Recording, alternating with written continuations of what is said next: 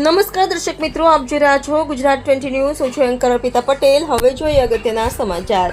ધોળકામાં આંગણવાડી બહેનોનો વિરોધ. 3 દિવસીય હડતાલ શરૂ. ધોળકા તાલુકામાં આંગણવાડી વર્કર અને હેલ્પરો દ્વારા આજથી 3 દિવસીય હડતાલ શરૂ કરવામાં આવી છે.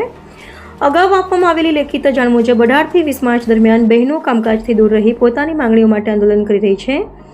હડતાલના પ્રથમ જ દિવસે ધોળકામાં સેવા સદન કમ્પાઉન્ડમાં આંગણવાડી બહેનો માટે મોટી સંખ્યામાં એકત્રિત થઈ વિરોધ પ્રદર્શન કર્યું હતું.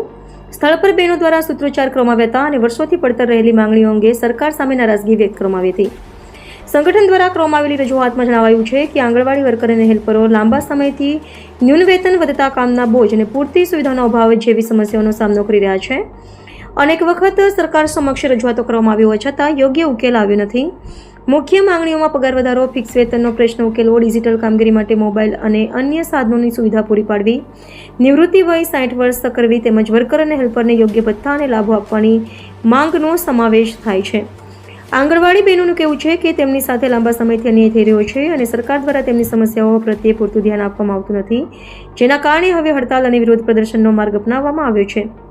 હાલ હડતાલના કારણે ધોળકા તાલુકામાં અનેક આંગણવાડી કેન્દ્રો બંધ રહેતા સેવાઓ પર અસર જોવા મળી રહી છે.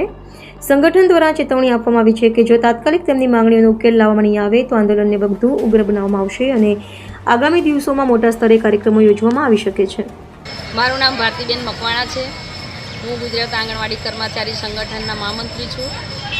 આજે અમે અહીંયા 3 દિવસની કામથી અળગા રહેવાની અમે ત્યાં અમારી ઓફિસમાં લેટર આપેલો છે. અમે કામથી અળગા એટલા માટે રહીએ છીએ કે 2018 પછીનો કોઈ મસાલા ગોળમાં, ફ્રૂટમાં કે શાકભાજીમાં કોઈ પણ વધારો કર્યો નથી. 2 રૂપિયાનું શાકભાજી આવતું નથી. 30 બાળકો બેઠા હોય તો 3 રૂપિયાનું શાકભાજી આવે છે. એવું શાકભાજી ક્યાંય મળતું નથી અને આ દિન સુધી અમને કોઈ પણ જાતનો 2018 પછીનો કોઈ પણ વધારો વધ્યો નથી. જે અમારી મોબાઈલની અંદર એપો જે આવે છે એ દરરોજને દરરોજ નવી એપો આવે છે. એમાં અમારા ફોન હેંગ મારી જાય છે. જે સરકારે આપેલો નકામો મોબાઈલ, રદ્દી મોબાઈલ એ બિલકુલ ચાલતો નથી. એ મોબાઈલના ઘણા પણ વર્ષો થઈ ગયા છે. તો સરકારને જો કામ કરાવવું હોય તો અમને સારી ક્વોલિટીના મોબાઈલ આપે.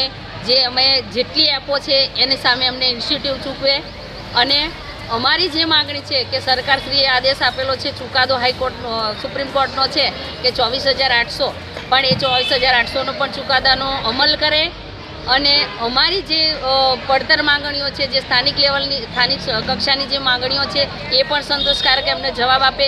જો આ 3 દિવસની અંદર અથવા અમારું જે અલ્ટિમેટ આપેલું છે એટલા ટાઈમ સુધીમાં અમારી કોઈ પણ માંગણી સંતોષાશે નહીં તો અમે અત્યાર પછીની અમે જે ઉગ્ર આંદોલન કરીશું.